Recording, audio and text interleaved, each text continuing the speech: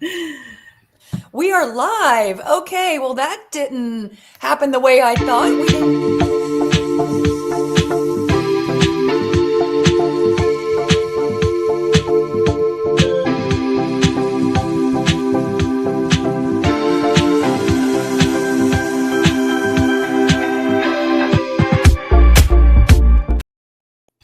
Oh my gosh. You know what? Live. Okay. Live. We went live and then we didn't go live and then we were live. And this just shows we are real people. We are not AI. So, welcome, book lovers and screen addicts. This is episode 6 of Page to Screen and in Between. And we are doing a recap. And we have something kind of special, unique. We don't know how it's going to go today. But here we go. Yeah. Well, I'm Staci, and I'm here with my literary partner in crime, Renee. My rekindled new bestie. We're having so much fun with this podcast, and today we just kind of wanted to recap the last 5 podcasts and just kind of show you a little peek behind the curtain, so to speak, of how we come up with things, how we brainstorm, some of the things that we're going to maybe brainstorm and hash out today, and just see, like what makes this little thing work the way it's working. So yeah, I'm having so much fun, just like you said. It's been great. I had a podcast prior to this, and I think we talked about this in the first episode, but I wanted to reiterate that in my first podcast, it somewhat went off the rails in terms of got hijacked by one or two of the other podcasters, and it became very transactional. It was still about books. It was still about story, but it got a little bit more transactional in terms of bringing on authors, highlighting their books, and then in the back of our minds, if you will, sort of hoping that when our next books came out, they would give us like an author quote or a recommendation. Okay. Yeah. And I didn't want that. Tit for tat, quid pro quo. Yeah. Yes. And I didn't want that anymore. I wanted to just really, the whole point of me doing a podcast about books was so that I would do more reading, because writers do need to read as well. Right, and I was getting really too much into the grind of writing. And so I wanted to find the joy of reading again. So that just didn't work out. And the other podcasters were sort of falling away from it as well. So it was time to reimagine. And my first person I thought was of you, being the author and the reader, my bestie. Yes. And let's just have some fun, bring some joy into reading word. Again. Yes, because so many people read, or if they don't read, one of my friends at work says, Renee, you just have such an extensive vocabulary. You're really smart. And I said, it's because I read. And she goes, yeah, I don't read. Yeah. And she says, sometimes I feel pretty simple. Yeah. But I think that's where we came up with, for our audience, the page to screen, because we said, there are people that just don't read, but they watch, tons of Netflix series, or they watch movies, or they don't even know that it's from a book.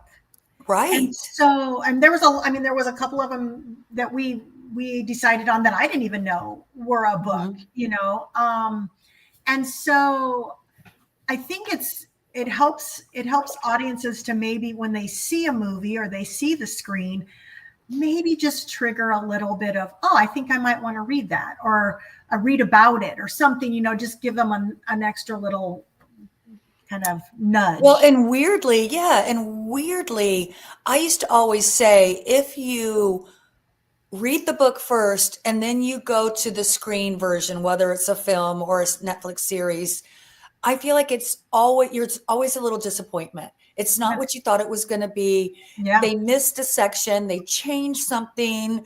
I think about Lessons in Chemistry. It's very different in terms of the layout of the story versus the screen, the book versus the screen. And I used to always say, watch the movie first, then read the book.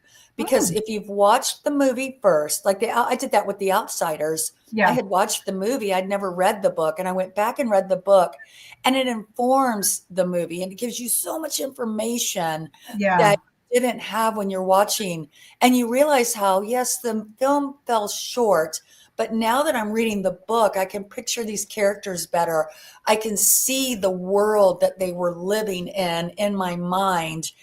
And I know the other end is that, but I want readers, there's some readers that want to have their own imagination and don't want the That's movie to yeah, that's where reading. I'm just gonna counter, I'm just gonna kind of counter that a little bit.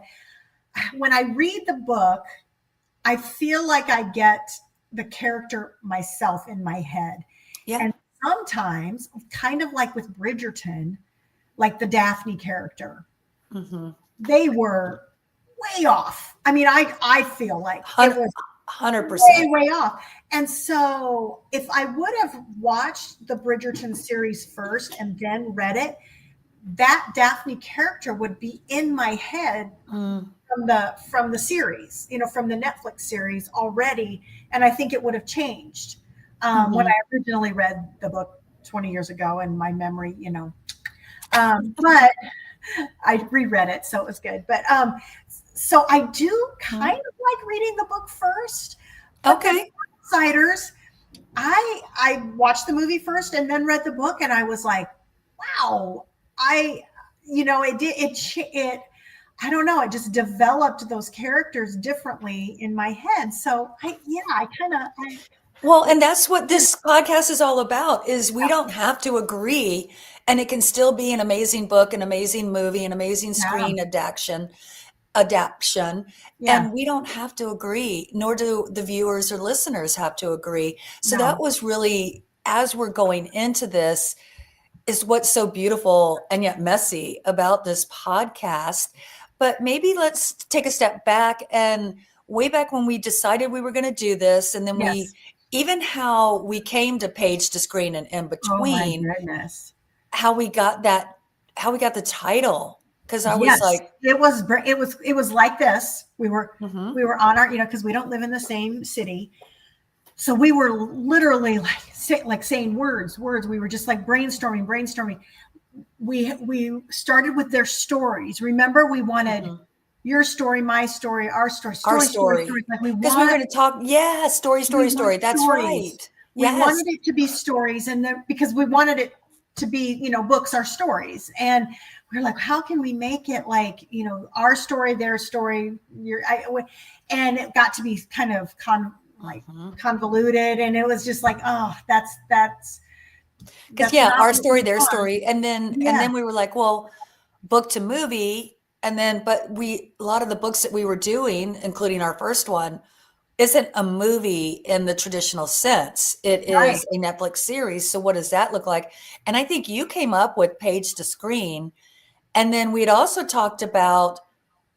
We were going to talk about That's Not New. We were going to have a segment where we wanted to talk. That's not new. Talk about something that all these people are really obsessed with, and we have been on the planet a while. We got some age on us, and we were like, yeah, that was big way back in the 80s, or that was big in the 90s, and so that we wanted to include something there. But then we wanted to include it is new. Remember, we talked about baby video monitors, and we talked about all the things that are new that we love. So it's like, well, then that wouldn't really fit.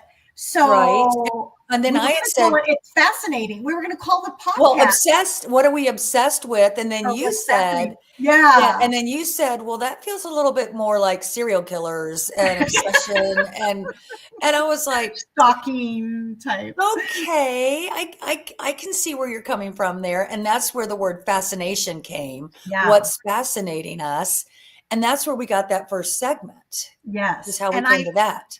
I like talking about things that are fascinating us, but aren't like, I don't need to get into issues. I don't need to get, that's not what this is for. This is literally for you and I to, connect, to show that connection can happen and rehappen. But just to kind of have things be like joy, like have things be positive. And I'm not saying, I'm a Pollyanna where I only want to talk about positive things, but for this, we can do that. Yes, yes. And the other thing too, and this is something that I've noticed, especially with author podcasts, and so Mhm. this is just coming from my world, Sure. um, fiction author podcast, is that it feels sometimes like they're a little pretentious or they're trying to prove something. Stacy and I are smart. We already know that. We are accomplished. We are Yeah. already, Been we there, done are that. educated. We are Yeah. both highly educated. We did not want this podcast to be a platform for us to prove how smart we are or how insightful we are. No. Not that we aren't going to show that or dig into something and talk about subtext and layers and theme and motifs, but maybe we won't. We don't have to. Right. And we Right. don't have anything to prove. Heading back to that joy, I think when you're trying to prove something or trying to stay on that really smart arena. I mean, I was in graduate school, been there, done that. I don't need to prove to the world how smart I am. And I'm Right. not up against all these other, master's and PhD candidates attempting to prove that they're smarter than the smartest person in the room. I once Right. had a pastor said, if you're the smartest person in the room, you need to get into another room because there is no good that's going to come out of Right. that. Right. There, and I've kind of adopted a saying, instead of being a know-it-all, I want to be a learn-it-all. Yes. I want to Yes. continue constantly learning. I learn so much from my kids, from my Oh, daughters, from my son, like constantly learning things. And I don't want to be that type of person that's like, I know everything, so you need to come to me for, and I can't possibly learn anything from you.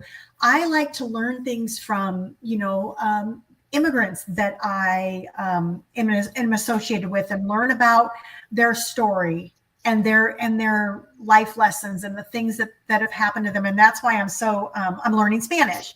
mhm. I'm continuing to, stretch my brain and learn Spanish, because I constantly want to hear people's stories, about, farther than, what's your name?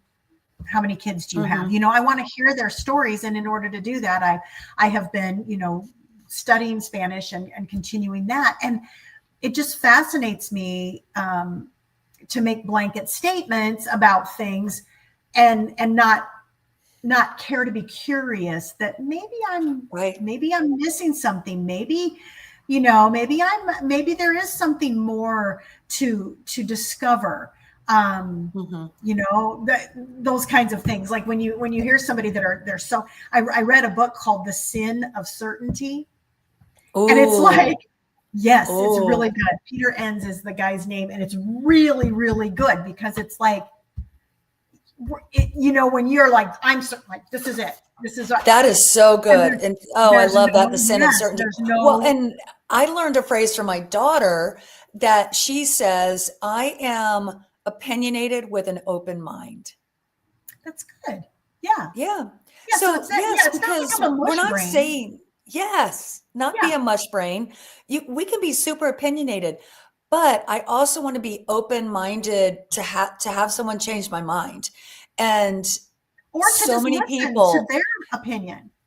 You don't right. And I have to think even change we're their very mind. insular in our Yeah. Yeah. our Yeah. culture right now. And social media, you can get within this really safe place and a vacuum. And I see it all the time on, Facebook, because it's a little bit older people, Yeah. where someone will put out their opinion and then other people are attacking them. And then they unfriend the people that disagree with Right. them. And I'm like, I get it, and yet I don't. Because if you're going to unfriend someone who doesn't agree with you, how are you ever going to be in a conversation with someone that doesn't agree with you and then find a middle ground? Because Right. we Find the common. all find something in common. And that, I feel, is what this country in general, or our current culture, doesn't want to do. Right. And my daughter and son-in-law are like that too. They say they're opinionated with an open mind, but I don't see the open mind very often. Yeah. Yeah. But Well, and I I think do like want to that's what take that this on. podcast lets us do. Like we can have some opinions, Mhm. and it's not life and death.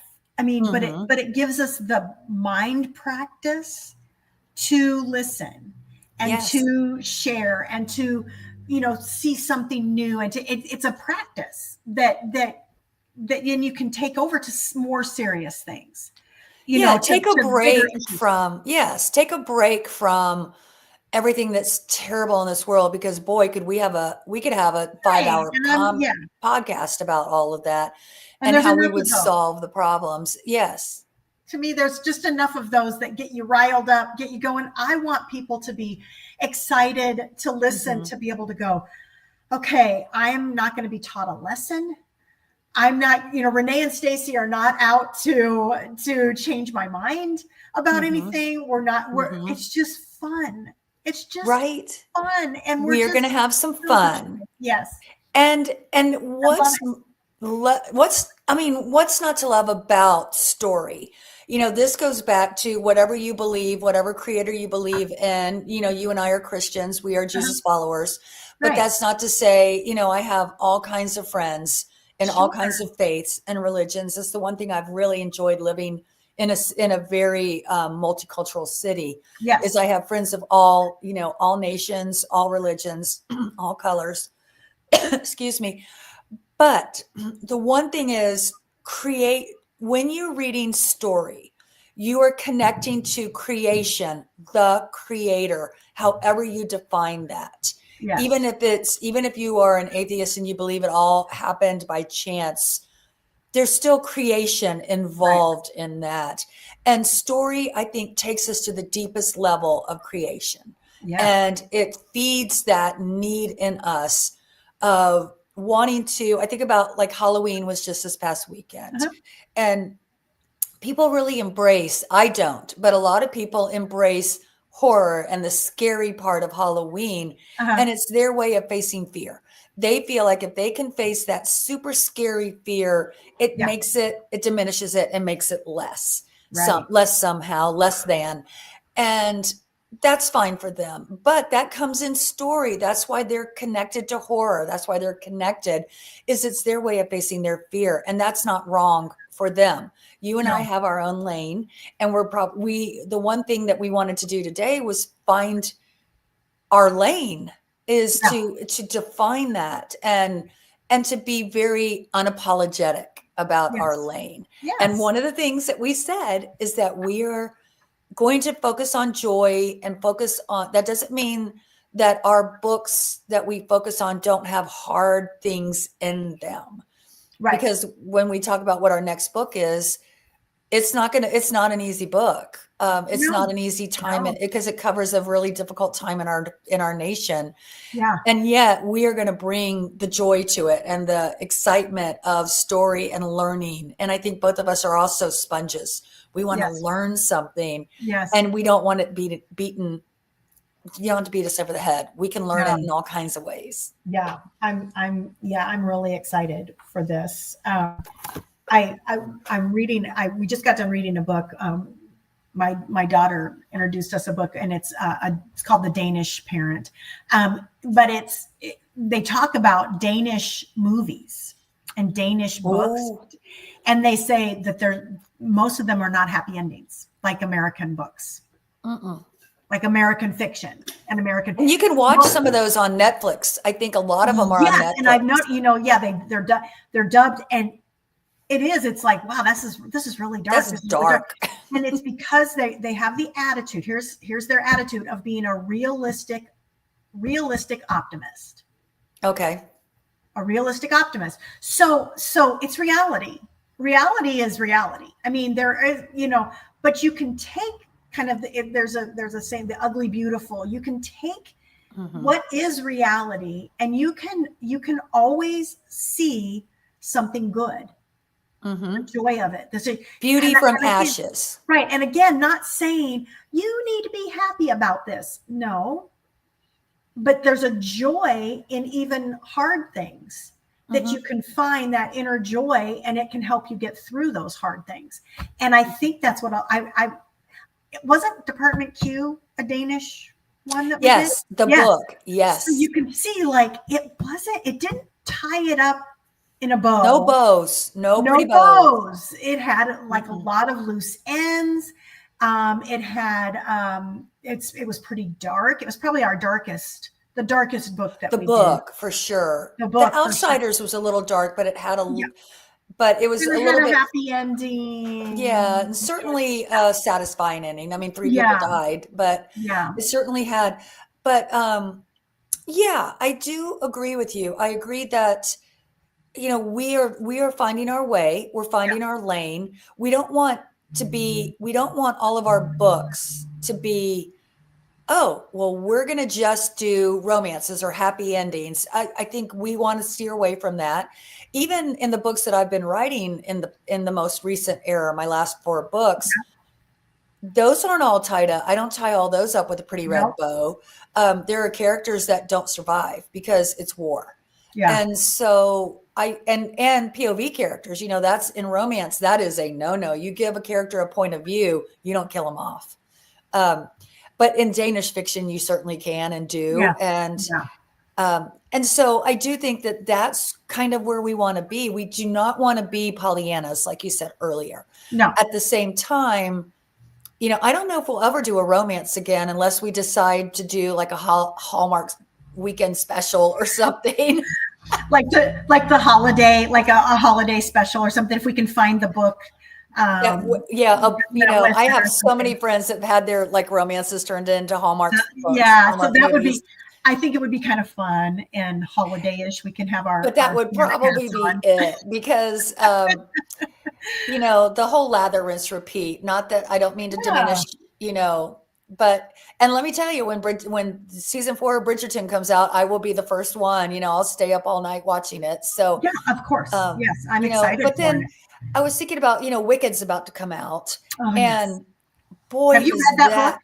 Yeah, I think I gave it to you or you gave it to me way back when. And it was it one of us gave it to each other? It is. I gave it to you. I think I gave it to you because I got it because we had gone to see it. We took the girls to St. Louis one day and went to see it. And it is, the book is, woo. It is by no means. And they're trying, yes, it is dark. And the thing is that people, because the play and even the movie is even more so. It's just so fantastical and beautiful. Yeah. And then they're like, oh, well, let's buy the book. Talk about being shocked when people, if they do finally get through the book. I don't know if they would get through it. So that might be an interesting one to try. Yeah, put that on the list. And for our viewers and listeners, this is how Staci and I come to our list. Yes, things like that. Yeah, and then we talk, and then it segues into something else. And yeah, Wicked would be a good one and a shocker. And I would love for our listeners and viewers to come with us on that journey because we've both been there, but it's been 15 years that you and I. At least 20 years. Or like certainly mid 2000s. Yes. And that's a good one. I was kind of thinking about what our parameters are, to be able to talk about that. And, one of them is because people have suggested some books and I'm, I definitely don't want to do anything that's going to cause a political anything, right? Like, I mean, you can have political, but like you can have books about topics like we're going to have about political things, but I am not I don't want to just do it to do that. Like I want to see go ahead. Yeah. I was going to say, I think you told me we were talking about The Chosen and somebody asked you what book The Chosen. Yeah. What book? Yes. And I was like, what book The Chosen was taken from? And I was like, that would be the Holy Bible. Yeah. I was just like, and not just New Testament. There's a lot of Old Testament in it too. Oh, there's definitely because they go back because it really digs into the Judaism. Yeah. The of the time. And that would be so anyway to tackle for maybe a fun like Easter time. Well, because I know we both have read through the whole Bible, each of us, front to back, which not many people have. Yeah. And so we would be able to honestly say we had read the book Yeah, and really, seen, really. Yeah. yeah, we could actually honestly I'm say that. reading it a lot differently now. I've Oh, taken on same. a lot of different. How I read a book called, let's see, How Not to Read the Bible by Kimball. Hmm. I have it up here, How Not to Read the Bible. So it's really interesting.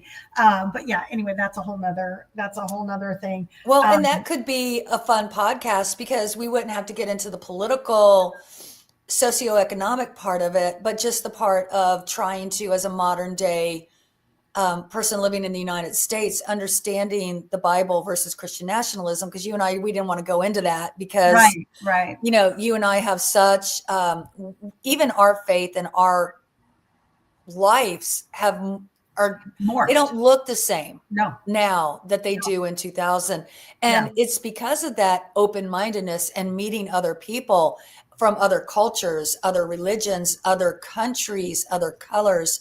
And that has changed even how I read the Bible, but even how I look at just the faith and yes, what yes, is it really? What is it yes, really based on? And I yes, have a master's degree in religious studies, so it's not yeah, like yeah. I Yeah, so my um faith hasn't diminished at all. no. But I think that's where I'm open to listening, and Jesus was basically open to listening to people, like that.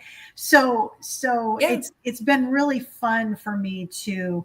I mean, the big buzzword is deconstruction, and I'm Yes, deconstruct. deconstruction and reconstruction, and I guess I could say that I was there, but it's definitely opened me up to loving people differently, loving people more openly, being able to have that love. And the same when you look at books, I don't I don't look at a book and go, well, they didn't mention Jesus in it, so I'm not doing it. Like it just opens me up to see everything is spiritual.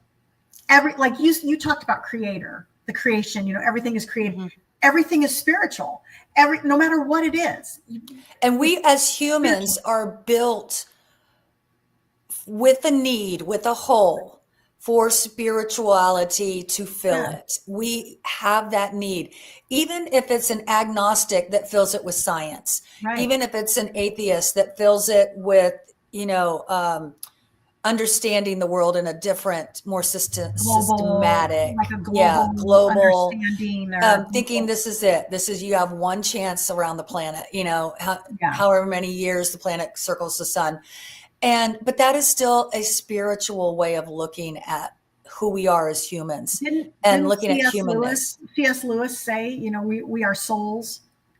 I Yeah. think your daughter has like a tattoo, right? Like, I am a soul. Yes. Yeah. I am soul. Yeah. I am a soul. And it's like I am a soul. we're not Mhm. bodies. We're not, but we're soul, we're souls with bodies, Right. And even accompaniment. understanding like the genderlessness of spirit. Yes. And, Yes. and so I feel like that doesn't make us new agey. It makes us understanding the world in a whole new way. Yeah. And maybe even because one of the books I'm working on now, researching all the way back to the Mesopotamian era, which is pre-Babylonian era, Okay. and understanding their spirituality and where it comes from. Anyway, kind of got a little off. Yeah, but So let's go back. this is so yeah, let's bring it back in. So this is kind of how we brainstorm though. Yes. That was one of the things. Like, I mean, we just brainstorm, we just talk, we just talk, and then all of a sudden we'll grab one piece and we'll be like, hey, let's do that, Mm-hmm. or hey, that sounds good. So ouch. The point That did look like it. That sounded like it hurt. Ow. Again, we are real. The real things are happening. We are not AI. And that's why we made it live. Like, we talked about whether we should do scripted, should we do live, and we wanted it to be live because we wanted mistakes. Mm-hmm. We wanted to see how we, how we come up with things. And there's a lot of times where you have no idea what I'm going to say. I have no idea what you're going to say. I mean, and we just kind of go with it. And that's how real life is. Like, you don't script your conversations. You don't script your relationships. I mean, sometimes I pre-script a little bit, I can fight with somebody who's not here, but but you don't. When you have something to say, yeah, an important conversation, because not all conversations are right. So, well, and also one thing I think we haven't touched on, we meet weekly. We only go live every other week. Yeah. And Yeah. on that off week is more like what we're doing here. Yes. We talk about the recap. So let's do a super quick recap, because one thing we said we wanted to keep within 30 to 40 minutes. Yeah, we're almost done. So back into the recap era stage, what do you think was your least favorite book, not screen, and then your favorite book of the 5? So recapping, we did Bridgerton, which was The Duke and I. Yeah. We did All the Light We Cannot See. We did Keeper of Lost Souls, Princess Bride, and then The Outsiders. Probably the hardest book I would say the hardest book for me to read was probably Department Q. The Keeper of Lost Souls. And it was probably just Lost Causes. Keeper of Lost Causes. It was written, in a fashion that I'm not used to. And so it was a little bit hard for me to read. I mean, I didn't hate it by any means, but it was a little bit different. A little sloggy. I think my favorite was Princess Bride. Oh, you did love that. I loved how my brain the whole time was like, is this real? Is this the book? But you loved all those play within plays. Oh, I love all of those. You love that structure. This was perfect. Like I loved that book. So what about you? What were your favorites? I would agree with you on it was a little bit of a slog fest with the Keeper of Lost Causes. Yeah. And yet it's a 10-book series. I would read more of them. Yeah. But it would be right. It would be for sure. My favorite, wow, that's a hard one, because I would say it would be between, I really loved The Outsiders. Yeah. I was surprised because I hadn't read it, and it's not because it was short, but I just really felt like, I can't believe a woman wrote that book. And a 16-year-old. Yes. And I feel like I guess it's almost like a Taylor Swift song when she was in her teens. She spoke to the generation and then all generations, just like Taylor Swift does. Yes. And so I feel as though that is why that was my favorite. Now, Screen, what would you say? Does it differ for Screen? Yes, because I really love All the Light We Cannot See. Oh, I loved the casting. There was a lot of feeling, and I'd been there. Been to some. And Mark Ruffalo was amazing. And the little girl, the little one and the older one. Yes. Yeah, I can see that. What's your least? The Outsiders. The Outsiders was just so bad. So bad. All right. So I'm going to agree with you on the bad one was The Outsiders. Isn't that funny? My favorite book, my least favorite movie. Yeah, it's so funny. It's so funny. I would say Department Q was my favorite Screen. Good. Yeah. I bounced back and forth between that one and The Keeper and All the Light We Cannot See. So I do bounce between the two. So that's kind of where we are. Yes. Surprising. I thought we would both say Bridgerton or, Yeah. I mean, I like them, but it's just like, if you're going with a favorite, I have to go there. Of those 5. So we're going to continue. I can't wait. And we're going to continue. The last word, just where that cut came from, was kind of, we talked about everybody wants the last word, and we were going to take turns with that. And it could be anything related to the podcast or what happened to us during the week. Yeah. And I really don't feel like that. We don't brainstorm that. We try and keep that secret so that it's as much a surprise to the other person as it is to the listeners and viewers. Yes. So I think that's probably all we need to say. Good. And it's a good way to kind of wrap it up and, without it being a hard ending. So yes. Right. And so we're able to just kind of take the book and go, okay, well, now it's time for our last word. So we are really trying to keep it at 30 to 40 minutes. I want to keep them short. So we're going to try to tweak that just a little bit and have a little more focus on the book part, asking the 3 questions, kind of researching the facts before we talk about them, which is something that there were many times I've heard myself say, oh, I should have researched that, or, so I'm going to try. I want to really keep that in mind as I'm going to this our next one. Should we talk about what we're doing? I say if we're going to keep to our wrapping up in 40 minutes, we've got 5 minutes. Okay. Let's talk about what's coming up and where we are. And if anybody wants to throw out ideas, we would love that. Yes. But maybe we know what we're doing, but what else is on the list? So first of all, tell us what we're doing. Okay. So we're going to do Hidden Figures, which was a movie back in 2016 with Octavia Davis, Kevin Costner, some big hitters, and it had a lot of nominations for Oscars. So it was a really good movie. I didn't know it was from a book, and it's a nonfiction. So this is going to be we're going to tackle a nonfiction book, which is really exciting. And so yeah. So I can't wait. I can't. Yeah, if you're interested in so much to say about a fictionalized version of a nonfiction story. Yes. So but based on a true story book, which will be really, really fun. It'll be exciting. To do. So I'm excited for that. And then I think we had some other ones.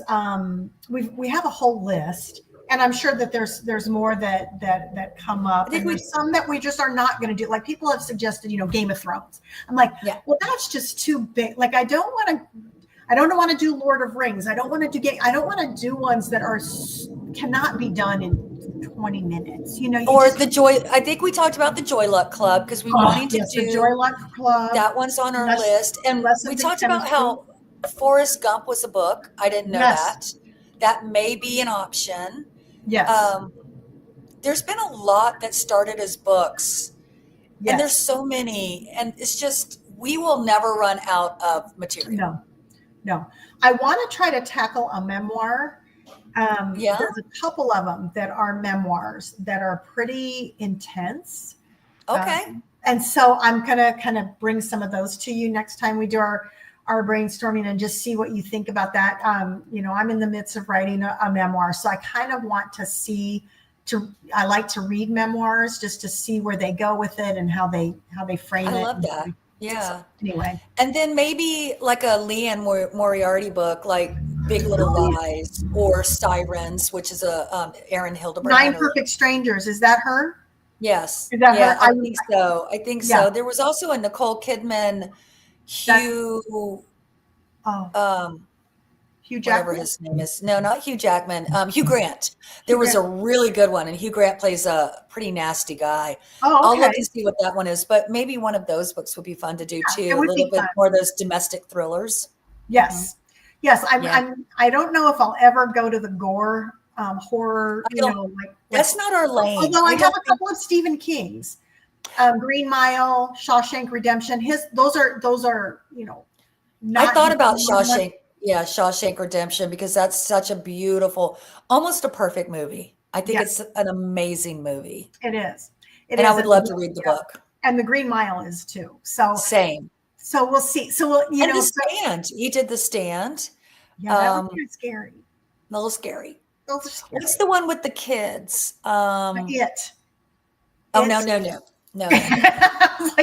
That's what I'm saying. Like I'll be with clowns. I'm sorry, no clowns. No. This brain is like I would be up all night thinking about those things. So and again, this goes back to what we were talking about with our recap.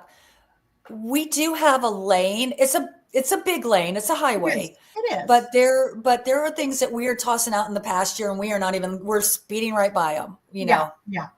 And I want to do some classics. We've talked about To Kill a Mockingbird. We've talked about Pride and Prejudice. So there's some classics that I'd Great like Expectations. Yes, and there's some that have been made into isn't it like 10 Things I Hate About You was actually from Taming of the Shrew? Clueless was from a Shakespeare play as well. Right. So I mean, those Yeah. would be kind of interesting to try to Clueless like. was, I think, Emma. No, Clueless was Emma. It was Okay. based on Jane Austen's Emma. So wouldn't that would be kind of fun. Like to Yeah. take something that like I mean even like I mean Bridget Jones' Diary, like some of those things would be really really fun. And then also at Christmas time, A Christmas Carol, and we could each choose our version. That would be fun. Or Yes, and see The which Man ones. Who Invented Christmas, which is about That's a Dickens. really good movie. That's a really good Mhm. movie. I So we like can that maybe movie. do something like that too. So, Yeah. Yeah. and again, you know, as we're wrapping it up, we have so much ahead of us and we're so excited. And, you know, Staci, I just want to say it has been such a joy, not to Yes. overuse that word, to reconnect and to do this with you. I can't think of anyone else I'd rather do this with. It has been so fun. Same And here. we have, you know, guys, we have years of this ahead of us. That's Yes. our plan. Yes. So roll your sleeves up with us, you know, put your readers on and find your corner and join us. I mean, Yes. if you just want pure joy and you just want to just enjoy the act of reading and just have it be, you know, fun and then be able to do a Netflix binge one weekend and do it. It's just fun. And we are loving being part of your lives and you know, doing Join this. us. Exactly. So we're going to say goodbye now, and then we will see you next week, and we will be diving into, Staci, what's Hidden the book? Figures. Hidden Figures. 2 weeks from All now. right. 2 weeks from now. 2 Yeah. weeks. 2 That's weeks from right. now. 2 weeks from now, because Yeah. next week we've got yes. Yeah. 2 weeks from now, we will Yeah. see you. Okay. Okay. Bye. Bye.